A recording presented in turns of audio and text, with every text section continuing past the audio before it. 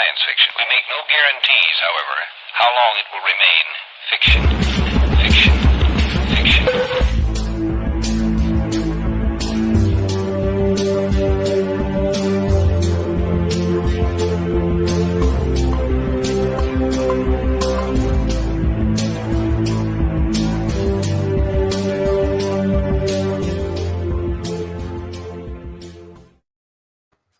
Wishful salutations to all you cognonauts out there, and welcome to another episode of Exofathom, the show that dares to explore the outside reaches of understanding. I am Nick, and I am joined, as always, by my two lovely co-hosts.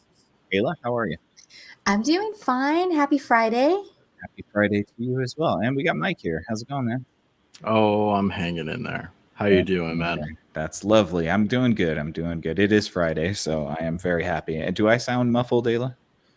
You did. You sound a little bit better now. Okay. Yeah, it might be my mic just kind of trying to normalize a little bit. So let me know if I have any sound issues. Jeez, Mike, what are you doing? Not that mic. I control all mics. Yes. What is it like that? Phenomenal cosmic power. Yeah, but was it like the outer limits where it's like we control the horizontal and the vertical? Yes. I control the normalization for all mics. Yes. Parabolic, cardioid, stereo. Well, thank you so much, guys, for tuning in. We hope that you're having a wonderful evening whenever you're listening to this. We very much appreciate it. Thank you, and consider following us on our Facebook and our YouTube page at Exofathom. And we're just going to jump right into this episode. Today, I wanted to talk a little bit about the Jinn, which is where we get the folklore and sort of the modern folklore for genies. The Jinn sort of originated in Western Asia. They kind of are pretty prolific in a universal belief, not just in one specific country, but more a regional area, which would kind of indicate the trade routes and the sort of culture swapping of that area. So I think it's going to be an interesting conversation. It's probably not going to be the genies that you're used to in the Disney movies, but nonetheless, there will be some similarities that we will discuss. But before I get into all of that, I wanted to ask Ayla and Mike, if you had one wish from a genie, what would you wish for? And this comes with the clarification that this isn't a monkey paw situation. Your wish will not go bad somehow. So what would you wish for? Ooh, that's a good one. I think...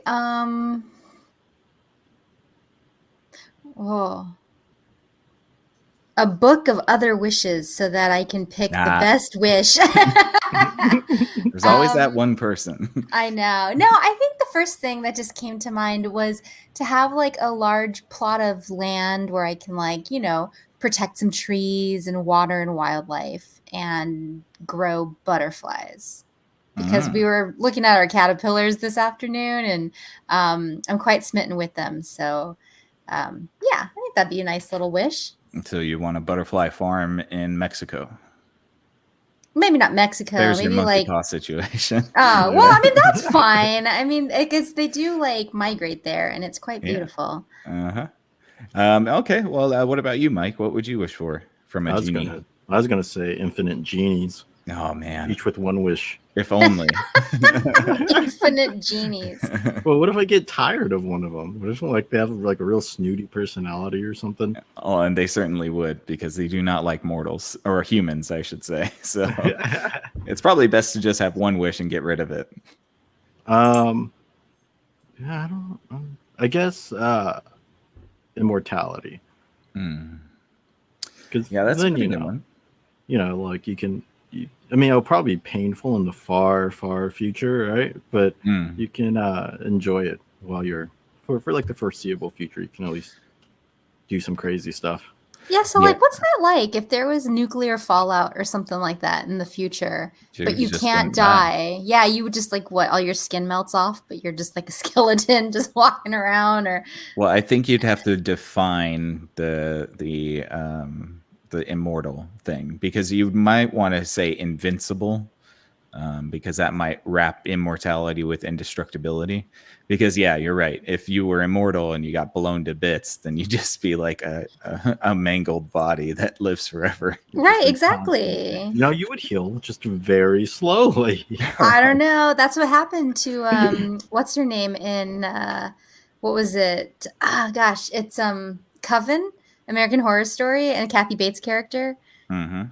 She's like cursed with immortality, and at some point she's decapitated, but she just can't die, so she's just Her stuck head being lives this on. head. Yeah. Well, then I'll change my my answer. I'll be that Monkey one. paw. Yeah, I'll change it to nothing. I'll wish for nothing. Whatever that nothing is, I'll get that thing. And then the genie just slices your throat and says, "Wish granted."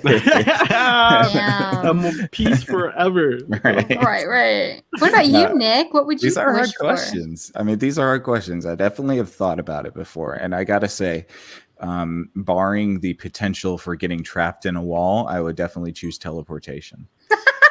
Trapped in a wall. Yeah, that would be the worst thing to have happen to you. But You think? if I could engineer the wish around not being trapped in a wall, then definitely teleportation. That would be pretty rad. Yeah, it'd be a little awkward. Super true. Yeah, just never have to, drive anywhere anymore. Now, does that include the future and the past? Well, I mean, I wouldn't temporally link the teleportation, not like Hero's teleportation, more like Jumper. Sad. Where you're just kind Hero's of moving through teleportation is space. quite cool. It is cool, but you start messing with timelines. Yatta. I guess the only way to do it would be like you can only teleport as far as you can see. Yeah, that's kind of like the Night Stalker or not Nightcrawler teleportation. His teleportation's kind of weak. I would definitely choose the Jumper teleportation, or you could look at a picture of something and then go there. Then it's under construction or something. Yeah, exactly. Then you get trapped in a wall. But yeah, cool. I just wanted to start off with a loose little question like that because it is something that I think almost every human has thought about before. And the concept of the genie has sort of permeated the consciousness of humanity for quite some time. This deity that grants you a wish or does your bidding seems to be sort of like a very thought about story motif and sort of device. But I wanted to give you guys a little bit of background on the Jinn. They are spiritual creatures in the Islamic and Arabic folklore. They are mentioned in the Quran and other Islamic texts and inhabit an unseen world in dimensions beyond the visible universe of humans.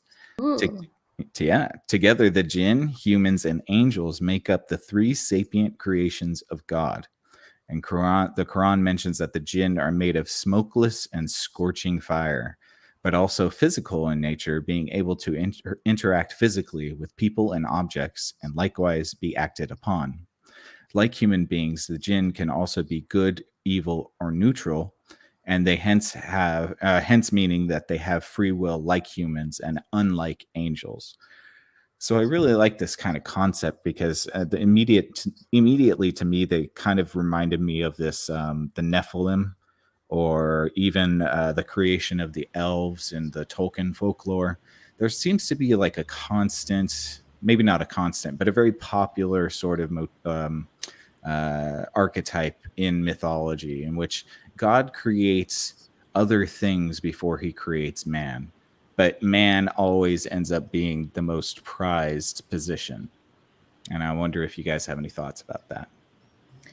Question. The Nephilim came up last time. Can you remind me? I keep thinking Dark Crystal whenever they come up, and I keep thinking that that's like those main characters, but that's probably not what that is, right? No, Nephilim refers to basically the pre-Diluvian biblical landscape, which is the fallen angels of heaven came down to earth and started procreating with humans, creating all types of monsters and giants. I think we mentioned it last time when Mike did his episode on David and Goliath, because Goliath is a Nephilim.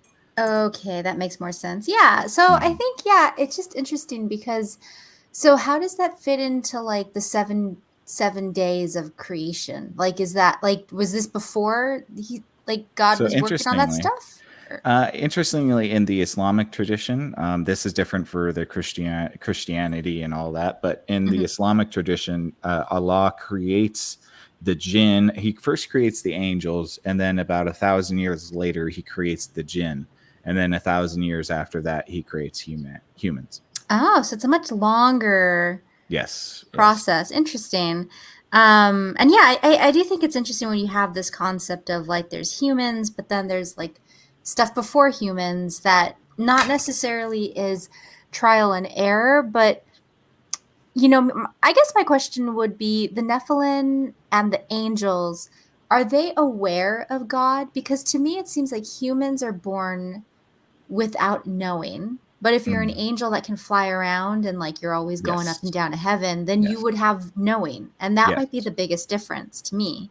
I think you'd probably be right. The angels and the Nephilim, as well as the Jinn, although maybe the later Nephilim, like Goliath, perhaps didn't have a close connection with God, but the early Nephilim, and especially the Jinn, who kind of take on this form of not really a demon, but not an angel or a human. There's like this in-between space that they inhabit. And so, yeah, there's definitely a distinction between all of that. Yeah. Well, they're more like tricksters. Angels don't have free will. That's the big, like, it's a big distinction between, I guess, angels and humans, and thus humans can, I guess, sever their connection with God, maybe, or you can choose not to believe. And the jinn obviously have free will, like you were saying, but it seems like, yeah, they are closer to Christian demons per se, or yeah, like even like kind of more malicious Greek gods in a way, but not quite gods. Like they're fallible, but they like you tend to not want to take a wish from a genie because it usually comes with caveats and stuff. And an interesting characteristic of a lot of the jinn that you see or in the mythology is that they do not like humans at all. They rather disdain humanity and humans, and so that's where you get this concept of like, be careful what you wish for, because the entity you're wishing upon or asking to do your bidding really wants you dead. And they do not like you. And so I think that that's an interesting distinction, especially if we try to parse this from the sort of generic Disneyfied concept of what a genie is. This sort of like enslaved vassal that has to do your bidding and has a funny Robin Williams voice and does really great impressions. That's not exactly what a genie is. Not that I needed to tell anybody that, but I do. You kind of needed to tell me that.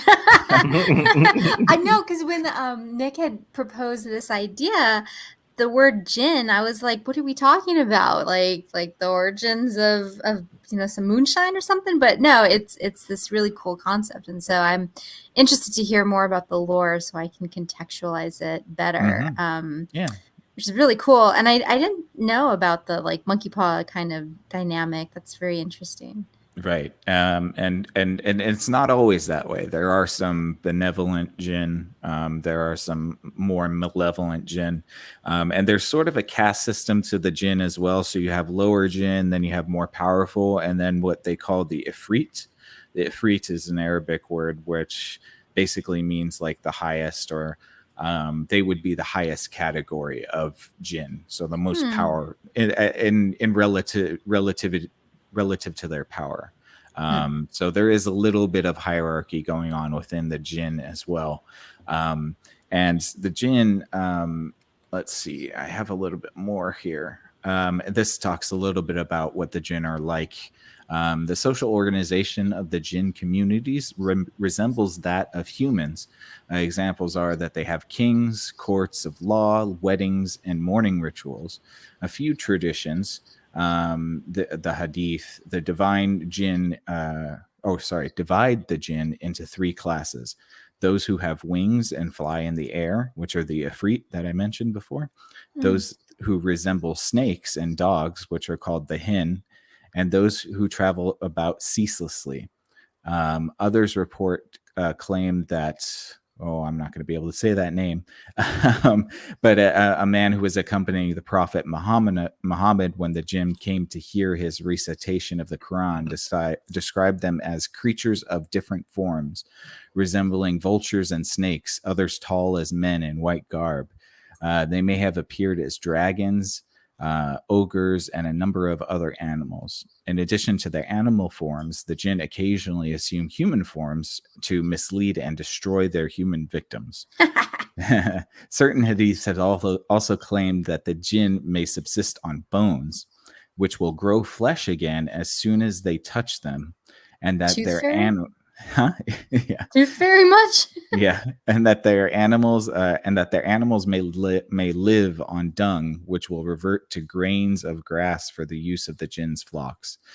So I think that that's really interesting too. This concept that the jinn aren't necessarily like these spirits that live on some sort of plane, that they don't need the earthly human trappings of social structures, that they still have this kind of like very human like social structure, this concept of needing to eat. The jinn need to eat. They need to have community, they need to do things, they can die. And so yeah, I think that that's kind of an interesting concept as well, because in a lot of mythology you can see things like demigods, which usually are half god, half human. But it would seem to me that the jinn are in this weird special category in which that they're not immortal, but they're not humans. They do have certain powers, but they live almost exactly like humans do. Right. Like they have a, president, and they have like a Right. MTV channel for the jinn. And yeah. I mean, that's like a whole parallel universe almost, which is kind of weird. And that brings up the question: is it perhaps possible that jinn are just some sort of parallel humans living in a different dimension?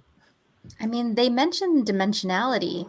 Yeah. So yeah, I mean, why not?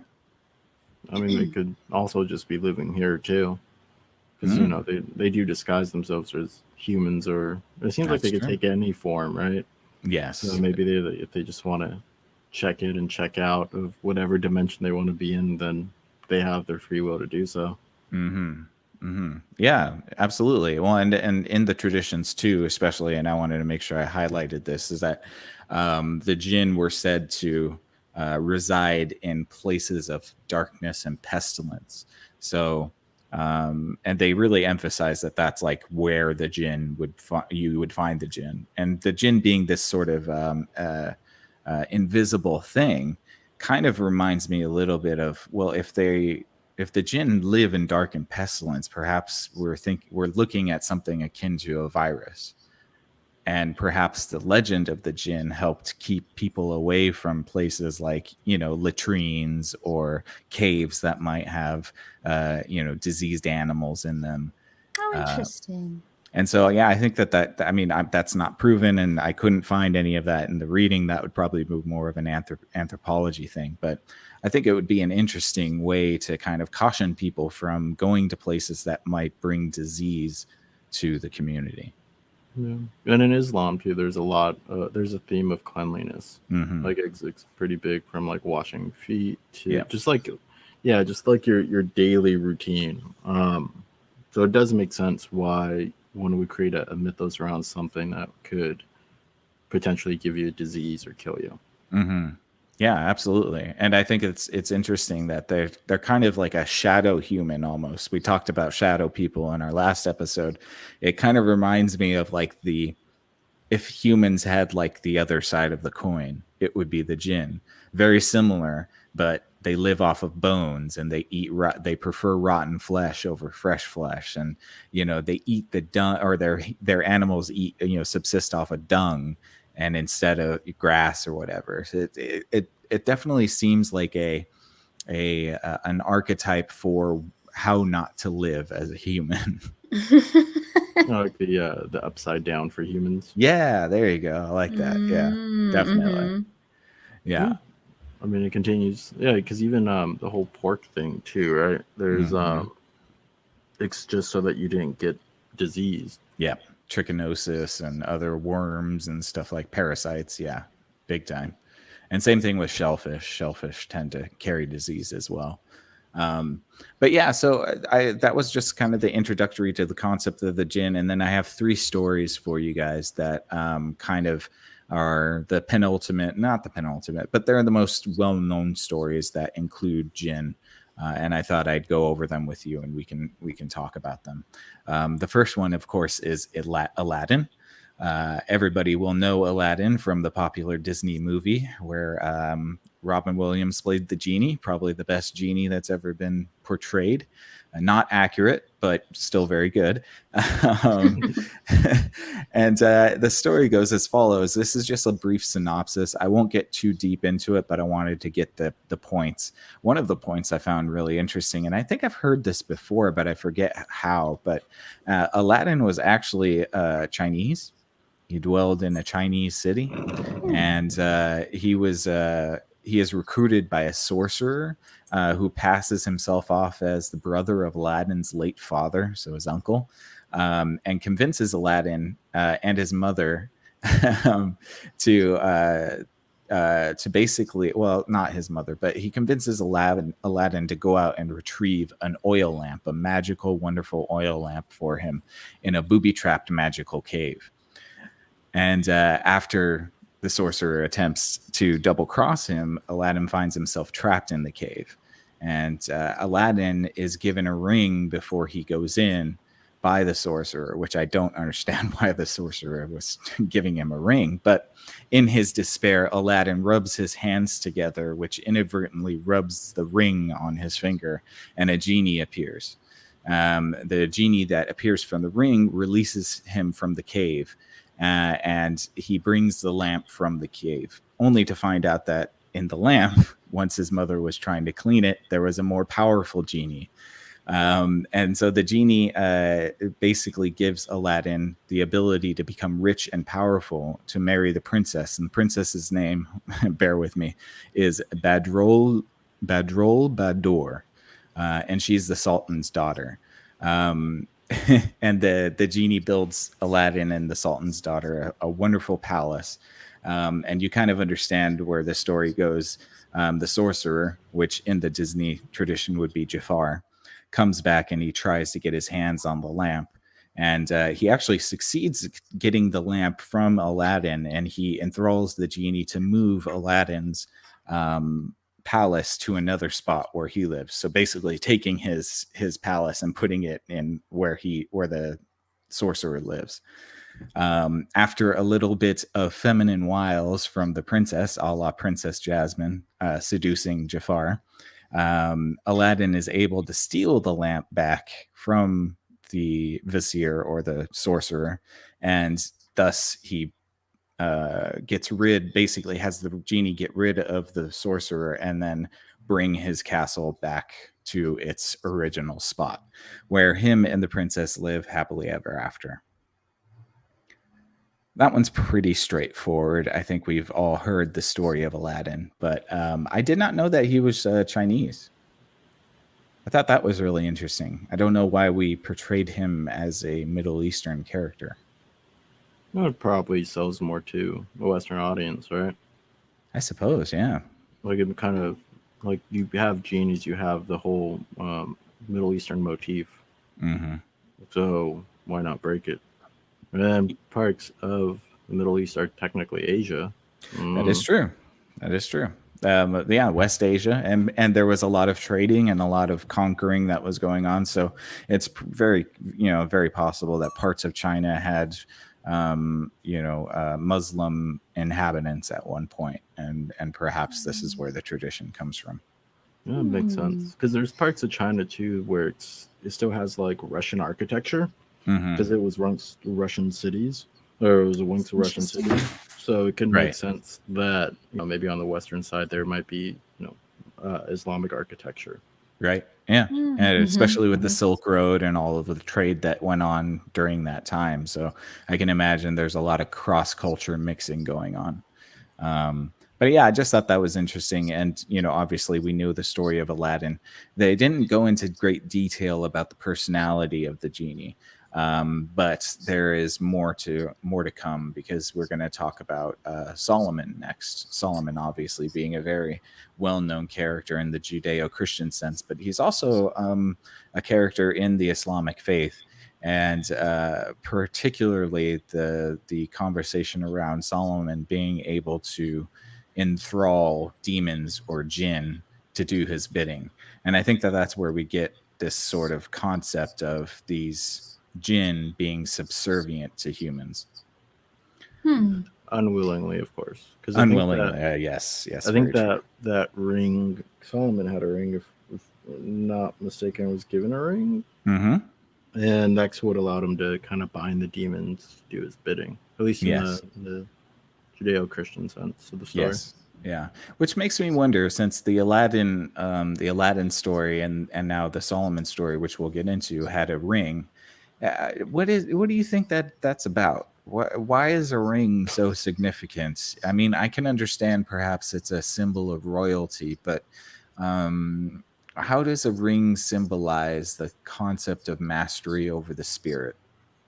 It's the shape of the circle more than I think the ring itself. I think the ring just kind of is the physical manifestation. Because if you like dive into any occult stuff, like one of the basic shapes you do is like a ring of salt around you to protect yourself, or things of that sort. So I think it's just the circle shape being something of like a protective image. Maybe even going back to like the womb, like how the womb is protective and it's somewhat circular in shape.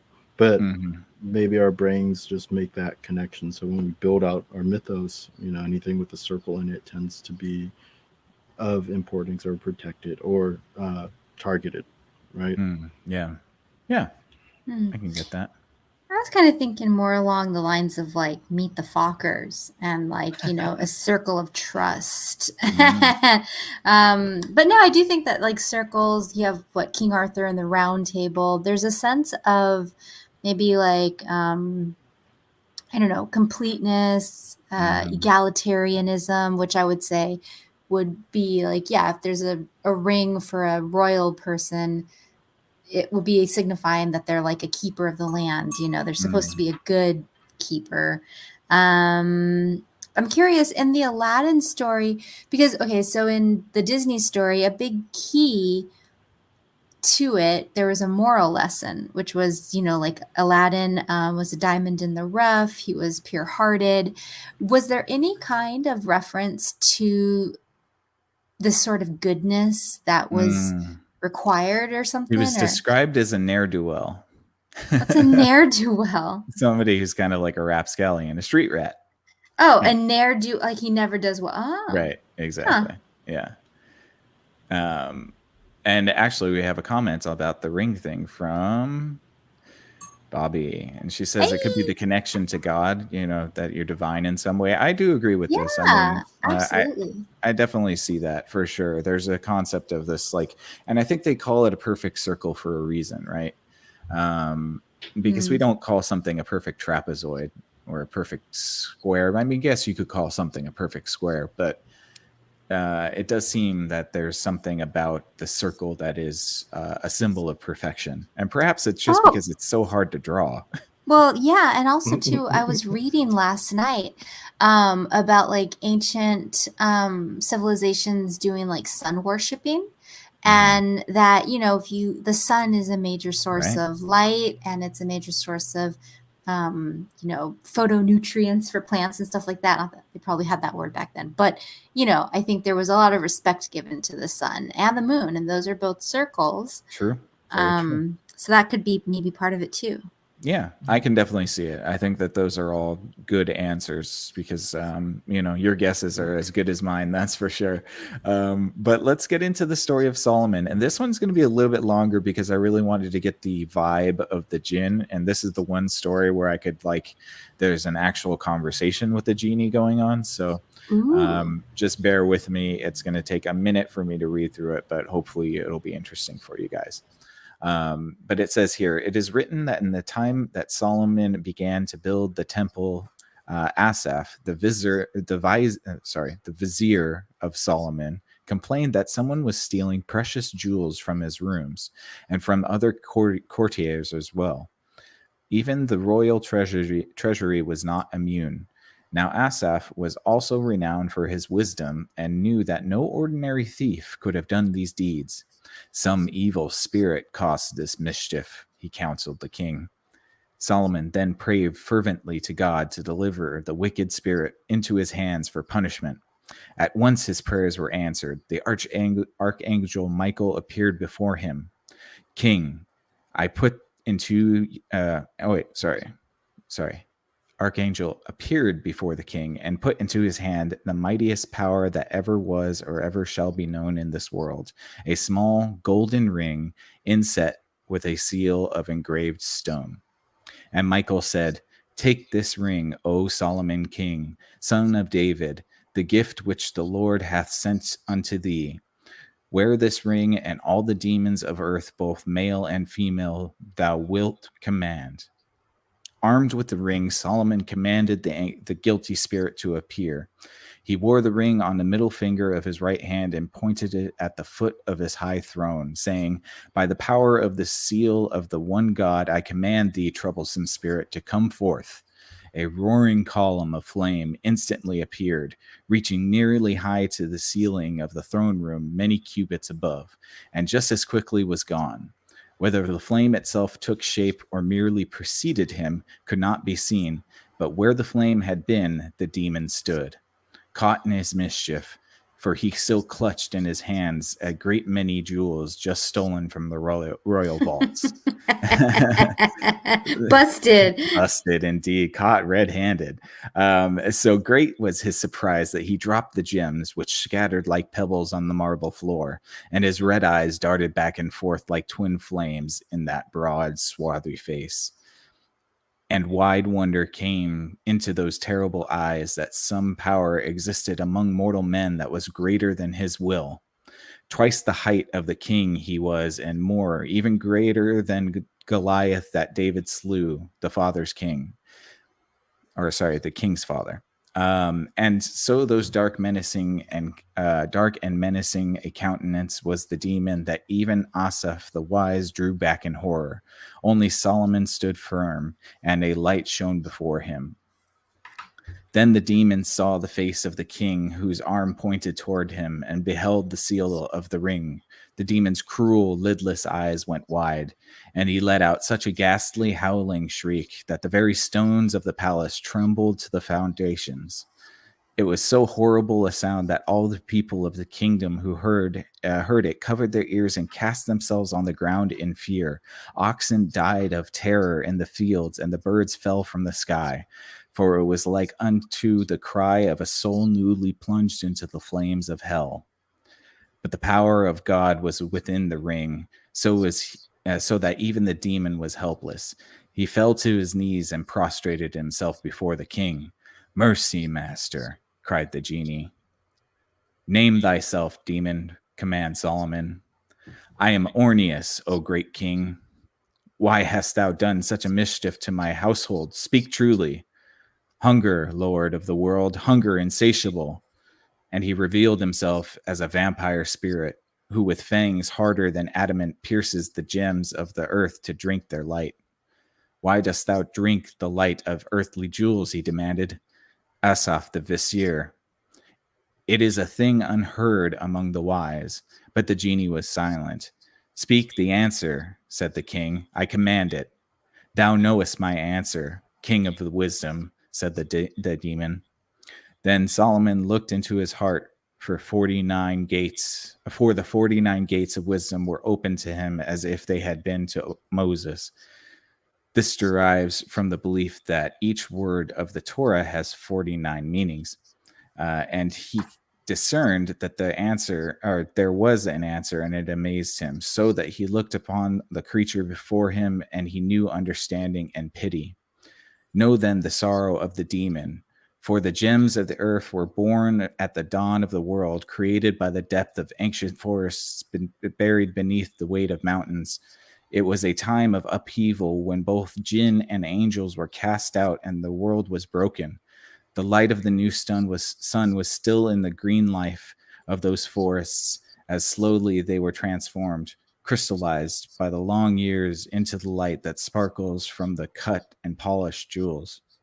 And so Ornius the demon, denied the light of heaven, drinks the light of the first morning, feeding his sorrows and his loss.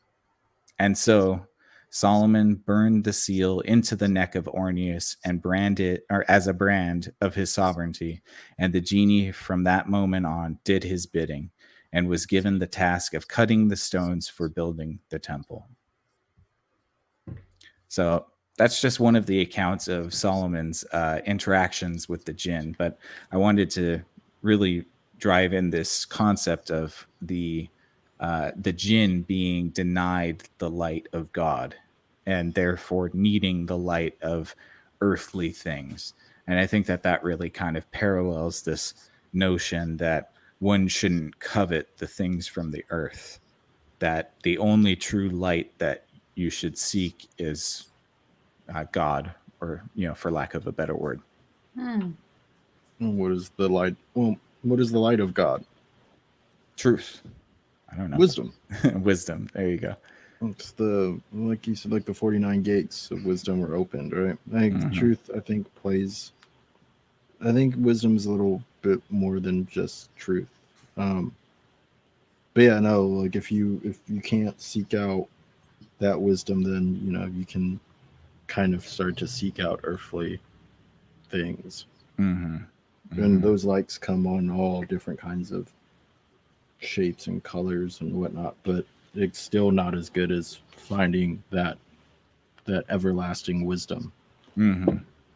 Yeah, and I really think that there's a kind of a nice story in this terrible vampiric demon that basically is stealing Solomon's jewels is kind of like forcing him to look inward and be compassionate, which I think is interesting because it's Solomon who comes up with the answer, right? He understands the jinn as soon as he says, the answer. And it's because he can understand that the jinn has been denied the closeness to God. Yeah. I mean, that's the compassion too tends to be a big thing, right?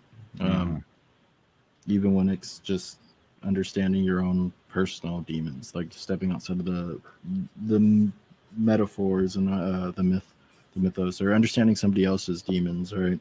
The more you can be compassionate towards them, the better the better mental health you will be in, rather than trying to drive yourself crazy and correcting the behavior of said people. Right. Yeah. For sure. Ayla, you got anything? Not really. I mean, it's a cool story. And, I think it's interesting about the description of the wailing as if like the first person in hell, so it's, I mean, like, so there's recognition of a hell, and then there's like God's wisdom, and then there's this jinn who's stealing from the humans. I mean, there's just so much going on compared to like, what you normally hear with these kinds of stories. Definitely. Yeah. Well, and that was just kind of the point of this episode, was to kind of talk about what the jinn are a little bit more accurate to the culture, I would say, because, a lot of it is the Disneyfied sort of idea that, you rub a magic lamp and then this genie will give you wishes and then yada, yada, yada. When the actual truth of the matter is that they're almost a people cursed by God. They don't have immortality. They're mortal, yet they're not exactly human. They live off of the decay, and they live off of the inverse of what gives humans life. And I think that that's pretty interesting. Well, yeah, because you draw parallels to like the concept of demons, but they're not really demons. They're they're multi-layered. Yes, it seems they're nuanced. Yeah. Yes, exactly. Yeah. I do have like one more little one, but I won't go into it completely. It's called the Fisherman and the Genie. And basically an old fisherman is out to sea, and he casts his line out, and as soon as he retrieves his net, he finds a dead donkey. So he casts it out again, and he finds a pot with a pitcher full of dirt. He casts it out for a third time, and that has netted shards of pottery and glass. And on the fourth final try, he prays to God and asks him for a bounty of fish to cast. But when he pulls up his net, he only finds a copper jar with the seal of Solomon on it. Thinking that the fisherman thinking that he can fetch a pretty price for this copper, decides to rub the copper and kind of clean it, and then open the little lid that's on the copper jar, and out pops a genie, of course. The genie is so grateful to the fisherman that he says, "I will give you the choice of death." And the fisherman thinks about this and is puzzled and asks why the genie would want to do this to him. And the genie says, well, for the first 100 years I was trapped, I considered, what did he say? He said, for the first 100 years I was imprisoned, I swore that I would enrich the person who freed me forever. But nobody freed me. For the second century of my imprisonment, I swore that to grant the liberator a great wealth, but nobody freed me. After another century, I swore that I would grant 3 wishes to the person who freed me, but nobody freed me. And after 400 years of imprisonment, I swore to grant the person who freed me a choice of their death. And the genie, basically being so embittered that he spent 400 years in a jar, decides that whoever frees him is going to be given the gift of their choice of how to die. And the fisherman obviously doesn't want to die, and he pleads and pleads, but the genie won't concede. So the fisherman decides that he needs to pull a trick on the genie. And he asks the genie, well, you're so large now, how did you fit in such a tiny jar? The genie, very keen to prove his powers, decides to shrink down to the size that he was when he was in the jar and step into it. That is exactly when the fisherman seals the jar back up again.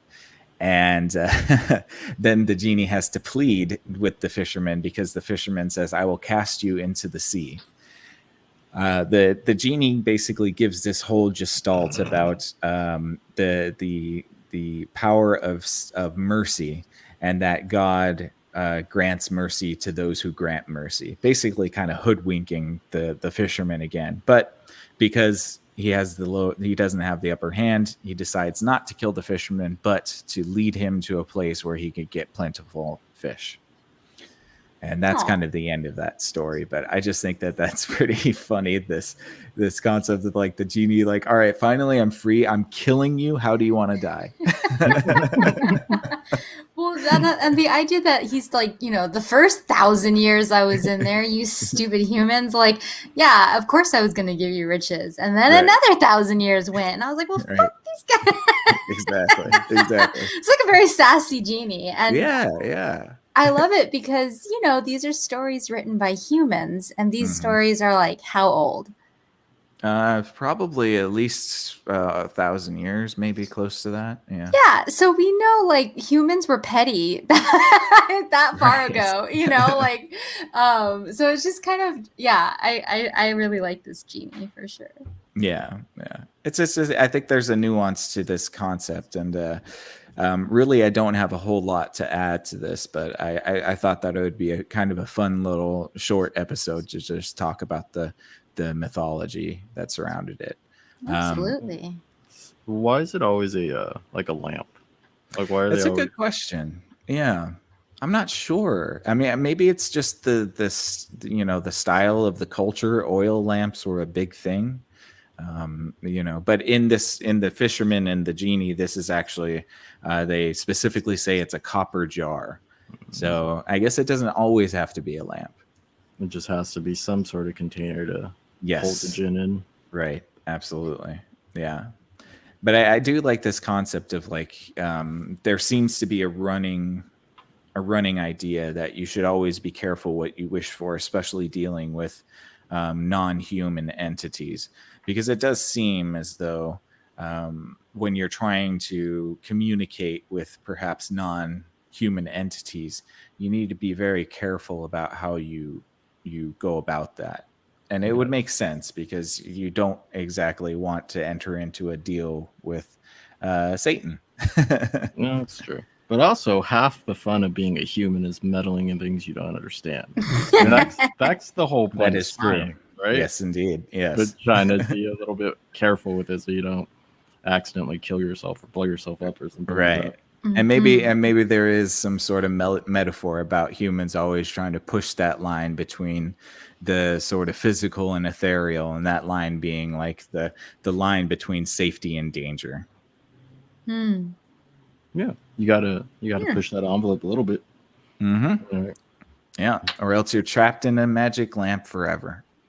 At least for 400 years. At least for 400 years. Look, dude, death is way better than existing. And this is, all right, just pick the death. You'll be happy. Yeah, I'll be happy. Yeah, I'll kill you however you want. Right. But imagine how pissed he was when the guy's like, "But how'd you get in there?" And he's like, let me show you. And then he's in there, and then he's like, "Damn it!" Yeah, it's like those themes with like the demons from Solomon. They all have kind of like a little fatal flaw in them. And even Solomon himself ends up having a flaw as well. But I'm not too sure if it ends in the same way in the Islamic culture as it does in like the Lesser Key of Solomon. Yeah, I'm not exactly sure. There is some background about the Solomon. I think it's actually pretty close. I think that instead of the concept of demons, the Islamic tradition is that he was summoning the Jinn. Okay, so he still ends up losing his ring and getting tricked by I forgot what she doesn't even have a name. I don't think Solomon learns her name throughout his trials or throughout building the temple. Yeah, no, it's pretty cool. Yeah, fun stuff. But that's it for me. Another little short Exofathom bit, but if you guys are good with that, I think we can end there. So if you found like a lamp in the ocean or in a lake, like you're up in Shasta or something and you're swimming around, and your like foot hits something and you're like, what the heck? Would you start to clean this jar, or would you be a little wary? I'd be really tempted. All this is like accidents, though, right? Like nobody's really looking for a genie to pop or looking for a Jinn to pop out. It just sort of like unexpectedly happens. Yeah, this is like you're at the rest stop on the way to Shasta, where all the poop is, and you like go to flush the toilet, but there's something else that your hand touches, and out pops a genie, right? Because they hang out. What are you touching? I don't know. Maybe like something's hanging on the toilet flush handle. Jesus. There's like an oil lamp with the seal of Solomon just hanging from the toilet handle. Off the 5 freeway. Exactly. Yes. I don't know. I was trying to keep up with the lore. I get it. No, I think I would be pretty tempted though. I mean, Nicholas. Well, I mean, look, if it kills me, it kills me. But then maybe it could be, grateful that I freed it from a lamp. I can't imagine that it would want to be in there. Maybe I would talk to the lamp first and be like, hey, is there anybody in there? And if I get a response, I'll be like, hey, are you one of the good ones or are you going to kill me? So great. Now, every time I'm like ordering a Moscow Mule and it comes in like a little copper mug, I'm going to be like, before I touch you, is there genie in there? Is there gin in there? Right. Now I just have the idea for like to open up a Solomon bar where like all the drinks have different seals on them because they're all spirits. Oh, like yeah. You could even have like certain drinks where like the aren't there places that are fancy that have like mist that comes out of the drink? Like it's super cold or you can put like dry ice in it. Yeah. Well, there's there's places where you can have whole experiences with drinks.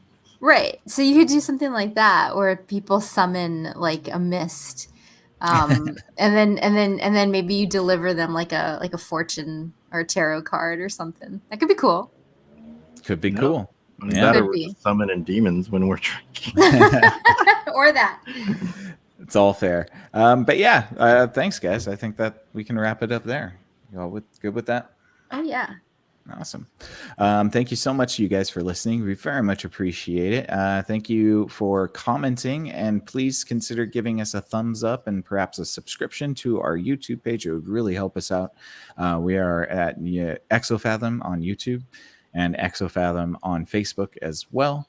Please consider giving us a follow. We would very much appreciate it. Stay tuned for next episode on Monday at 8 p.m. We're going to be talking about the moon. We're going to be talking about the significance of the moon, this celestial orb that seems to govern our moods and the tides, and so much tied to our folklore and mythology. We're going to have a really good conversation about that. So stay tuned. Monday night at 8 p.m. We'll be talking about moon lore, everything lunar, and we hope that you enjoy. Also, we have, we have Screen Time Continuum comes back on Sunday. We're going to be talking about The Happy Time Murders, which is a puppet movie that we found on Netflix. None of us have seen it yet, but we're going to be reviewing that on Sunday. So, puppet movie about murder? Yeah, it's supposed to be one of those raunchy puppet movies, so we're going to watch Puppet it. Up? Kind of, yeah. Kind of like that, yeah. So, yeah, that should be fun. That's going to be on at 8 p.m. on Sunday night. And our co-host from Screen Time Continuum, Jajan, just started his Twitch page. It's called Strawberries and Coffee. Please go check him out. He is streaming Conquers Live and Reloaded every Tuesday and Thursday night at 10 p.m. Check him out. It was a lot of fun to go watch that last night. I had a good time just watching somebody play video games. It's oddly soothing sometimes. So we hope that you enjoy that. Please also, our buddy Keelan from the Screen Time Continuum also has a podcast Tuesday nights at 6 p.m. If Numbers Could Talk. Please go check him out as well. But thank you, Cognonauts. Stay out there, and we'll catch you on the next Exofathom. Good night. Peace. Later.